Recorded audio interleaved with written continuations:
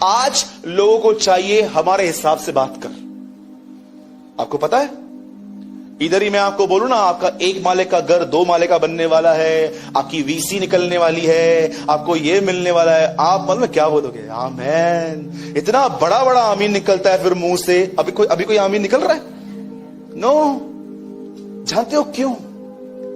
हम शिमोन जादूगर हैं, फिलिप्पुस के साथ रहते हैं, पर हमारा मन अंदर से वैसा ही है। मैं अपनी आत्मा में बहुतों को देख पा रहा हूं, आप में से बहुतों का नया जन्म अब तक नहीं हुआ है। सच बोलता हूं, क्योंकि एक नया जन्म पाया हुआ व्यक्ति जानते हैं क्या करेगा? वो हमेशा ये कहेगा, बेटा संसारिक बातें छोड़ो, मुझे बताओ खुदा को खुश कैसे करूं। ये साइन होते हैं उनके जिनके नए जन्म हुए हैं। लेकिन आज हम एक सेल्फ सेंटर, एक ऐसी पब्लिक से जुड़े हुए हैं जो सिर्फ कलीसिया में इसलिए आते हैं ताकि कुछ मेरा काम हो जाए, कुछ मेरा हो जाए।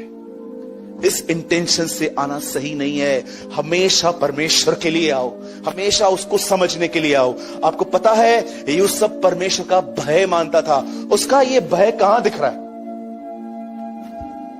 आप किसी से भी पूछो, एक बहन का शादी हुआ तो जानते हैं बायोडाटा में क्या लिखा था? लड़का कैसा है? पहले लिखा था वेल सेटल। बोलो वेल सेटल। लड़के लड़की की बायोडाटा मैच करवा रहे थे, दोनों के बायोडाटा पे एक चीज लिखी थी, well settle, good looking, God fearing. आजकल आपको पता है ना, हर बायोडाटा में ये लिखा रहता है, लड़का ये चाहता है लड़की ब्यूटीफुल हो, गॉड फियरिंग हो, जॉब करती हो, ठीक है। और लड़की भी ये एक्सपेक्ट करती है कि लड़का गॉड फियरिंग हो, वेल सेटल हो, गुड लुकिंग हो। गुड लुकिंग ठीक है, और गुड लुकिंग ठीक है, वेल सेटल भी ठीक है, लेकिन जब घर जाते हैं ना तो मालूम पड़ता है गॉड फियरिंग नहीं, ये गॉड फ्री फैमिली है। Do you no? कितनों की बात जाते हैं गॉड फ्री फैमिली। बोलो यीशु मसीह की। आज बहुत सारी जो फैमिलीज है ना, मैं आपको सच कहता हूं, they are not God fearing, they God free family. उनको परमेश्वर का कोई भय ही नहीं है। आप उनके घर में जाओगे, सब प्रकार की लड़ाई झगड़े, ऊंची आवाजों में बात करना, वॉइस को रेस करना, थोड़ी थोड़ी चीटिंग करना, चलता है। गॉड फियरिंग फैमिली नहीं है, गॉड फ्री फैमिली है। Trust me. बहुत सारी मदर इन लॉ नहीं है, मर्डर इन लॉ है। Do you no? बोलो मर्डर इन लॉ। हाँ, बहुत सारी जो सास हैं वो बोलती हैं शादी, हाँ हमारी बेटी है, टेंशन मत लो हमारी बेटी है, और शादी के बाद बेटी नहीं है, वो नौकरानी है बेचारी। Do you know? सच। कई लोग जॉब करते हैं, जॉब के अंदर सब प्रकार के अनराइचियस काम करते हैं। जानते हैं क्यों? कमीशन मिलती है। झूठ बोलते हैं बिजनेस के अंदर, सब चलता है। मेरे भाइयों और बहनों, आपका भय यहां नहीं, आपका भय इन जगहों पे जांचा जाता है। आप जानते हैं एक दिन क्या हुआ? अब इस 18 या 19 साल के लड़के की स्टेटमेंट सुनो। एक दिन ये अपने कमरे में अकेला था और एक लड़की वहां आती है, एक लेडी वहां आती है, वो मैरिड थी और वो उसके पास आके उसको उसके शर्ट को पकड़ के कहती है चल मेरे साथ सो। अब हुआ क्या पता है? इसने इसका शर्ट इतना जोर से पकड़ा था कि इसका शर्ट ही निकल गया। इतना जोर से उसको पकड़ा था। और जानते हो वो क्या बोलता है? जानते हो यूसुफ इस अनलॉफुल सेक्स को रिजेक्ट क्यों कर रहा है? जानते हो वो क्या कहता है? सुन, वो ये नहीं कहता है अरे यू आर मैरिड, तू शादीशुदा है, तेरा हस्बैंड मेरा बॉस है, वो ये नहीं कह रहा है, या वो ये नहीं कह रहा है, नहीं तू अच्छी नहीं दिखती है। जानते हो व्हाट इज से? क्या मैं ये काम जो प्रभु की दृष्टि में दुष्टता है यह करूं? You know indirectly what is से, मैं ये नहीं करूंगा। Why? Because I fear God. मैं आपसे पूछना चाहता हूं, do you have this thing? याद रखिए, सब यहां देखिए, जिस आदमी में परमेश्वर का भय है ना, मैं आपको बताना चाहता हूं उस आदमी की पहली साइन क्या होती है। किसी डिसीजन में मत रहिए, क्योंकि हम ढोंगियों से गिरे हुए हैं आज, क्योंकि आज हमारे पास एक ढोंगी मसीहत है जो सिर्फ ज्ञान को कहती है परमेश्वर का भय है। बिल्कुल नहीं है। जब भी किसी आदमी को कंपेयर करना हो ना, गो टू स्क्रिप्चर्स, वचनों में जाओ। 500 का नोट असली है नकली है मैं नहीं, सिर्फ रिजर्व बैंक बता सकती है। आदमी असली है नकली है कोई नहीं, सिर्फ वचन बता सकता है। आपको पता है परमेश्वर का भय आज हमारे पास क्यों नहीं है? नाउ लिसन, जिस आदमी के अंदर परमेश्वर का भय होता है ना, पहली चीज उसके अंदर जानते हैं क्या होती है? हमेशा ही speak right, never double talk. Kishore भाई जय मसीबा, केड़ो वाला इधर दिनेश खड़ा है, पागल आदमी कहां से आया? This is hypocrisy.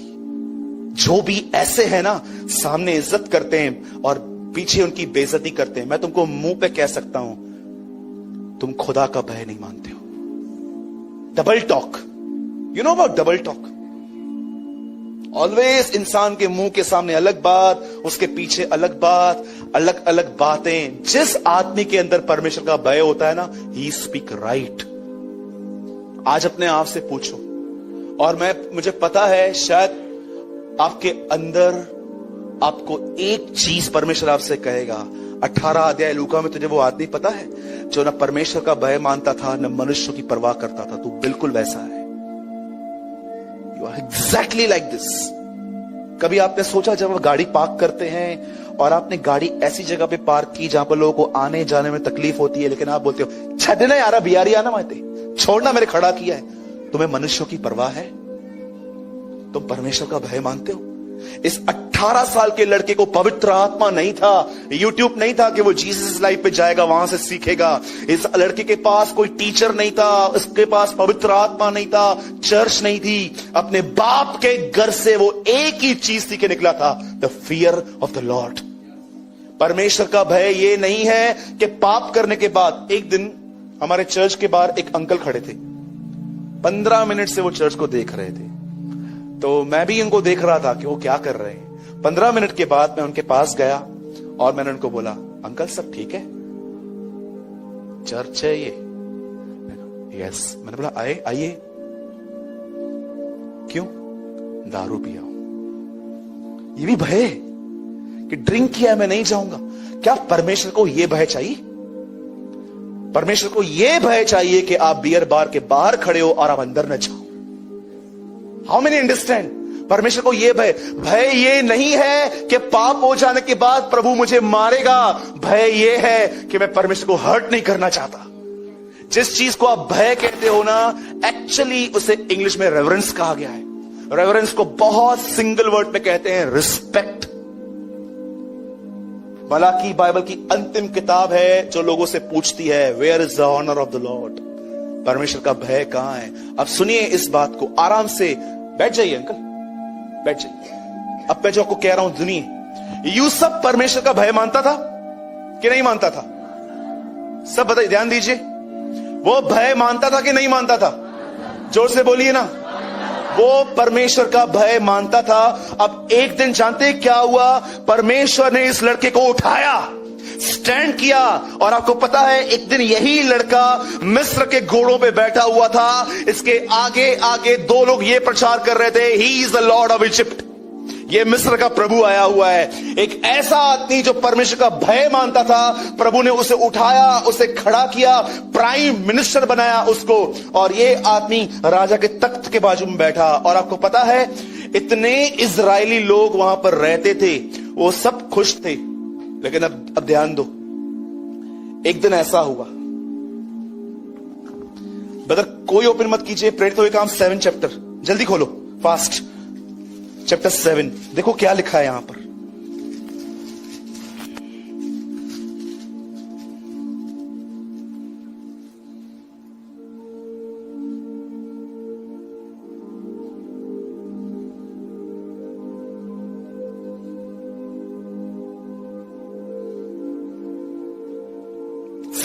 सेवन 17 18। जब तक मिस्र में दूसरा राजा ना हुआ जो यूसुफ को नहीं जानता था। अब जानते हो क्या हुआ? यूसुफ वहां पर राज्य कर रहा है, उसके नीचे बहुत सारे लोग हैं, सब खुश हैं। लेकिन जैसे यूसुफ मर गया, उसके बाद दूसरा राजा आया, 19। उसने हमारी जाति से चतुराई करके हमारे बाप दादों को यहां तक क्रूर व्यवहार किया कि उसने अपने बालकों को फेंक देना पड़ा। यूसुफ जैसे मरा, उसके बाद इजरायली सफर करना स्टार्ट हुए। जब तक एक आदमी परमेश्वर का भय मानता था, उसकी सारी प्रजा खुश थी, लेकिन जैसे वो मरा, प्रजा दुखी होना चालू हो गई। मैं तुमसे कहता हूं यीशु मसीह के नाम से, जब तक तुम परमेश्वर का भय मानोगे, नहीं ना ही तुम्हारी फैमिली ब्लेस्ड होगी, लेकिन जब तुम इस रिलम से बाहर आओगे, you also suffer and your family also. मैं आपको सच कहता हूं, आज लोगों में परमेश्वर का भय नहीं है। यूसुफ जब तक राज्य कर रहा था, तब तक इजरायली राज्य कर रहे थे, लेकिन जैसे वो मरा, उसके बाद दूसरा राजा आया, और यहां पर लूका लिखता है उसने हमारे साथ दुर्व्यवहार किया। जानते हो परमेश्वर का भय क्या होता है? मैं एक लास्ट डेफिनेशन आपको देकर मैं इस मीटिंग को यहां पर क्लोज कर रहा हूं। Now listen very carefully. सोचो, आप है ना, एक आदमी है, उसने आपको बोला कि मुझे है ना बॉम्बे चलना है आपके साथ, और वो आपके साथ चला। रास्ते पे आप लोगों ने जब टिकट निकालने के लिए आप काउंटर पे खड़े थे ना, उसने आपको बोला यार एक काम कर रहे हैं यार, मेरा भी निकाल, ठीक है? और आपने उसका निकाला, और पहला ख्याल ये आया यार ये कैसा आदमी है, अपने साथ पैसे नहीं लेकर आए, ठीक है? आप बोल नहीं रहे, यू आर जस्ट थिंकिंग, आप सोच रहे हैं। फिर आप लोग कहां पर उतरे, और बिल्कुल आप सामने गए, और आपने बोला चल चाय पीते हैं पहले। और जैसे आपने चाय पी, इस बार आप एक्सपेक्ट कर रहे थे वो पैसे निकालेगा, लेकिन अगेन ये आदमी पॉकेट में हाथ ही नहीं डाल रहा है। ये ना बोलते ना कभी कभी हाथ खीसे में तो तसी। उसके बाद जानते क्या हुआ? अगेन आपने यार शर्म से निकाला, और आप इस बार थोड़े चिड़े हुए थे, हाँ मैं देता हूं यार, देता हूं, और आपने दिए। उसके बाद दोपहर में फिर एक और टाइम आया, अब लंच की बारी आई, आप परचेसिंग भी कर रहे थे उसके साथ, और अब आपने बोला चल कुछ खाते हैं यार, सामने पूरी भाजी पाव भाजी जो भी मिल रहा था, और आपने लिया। और अब आप एक्सपेक्ट करते थे कूपन से लेकर आएगा, लेकिन ये बैठा ही था पानी लेके, उठ ही नहीं रहा है, और आप बोल के आए मैं ले आता हूं। और जानते हैं उसके बाद आपने क्या किया? आप पूरी भाजी लेकर आए, आप ये लेकर आए, वो लेकर आए, और इस बार आपके खाना देने का तरीका भी यही था, ठीक है? आप कुछ नहीं बोल रहे हैं, लेकिन जैसे फिर आप वापस आए और आप घर पे आए, और आप जानते हैं परमेश्वर को क्या कह रहे हैं? प्रभु कितना नाइस बिहेव कर रहा था मैं, लेकिन मेरे माइंड कितने नेगेटिव थे इसके लिए, माफ कर मुझे। उस आदमी को नहीं पता है कि आपने उसके लिए क्या सोचा, पर आप ये बात जानते हो कि शब्दों से ज्यादा विचारों को सुनता है वो, और आप उसको बोलते हैं मुझे माफ कर। You know what is this? परमेश्वर का भय होता है।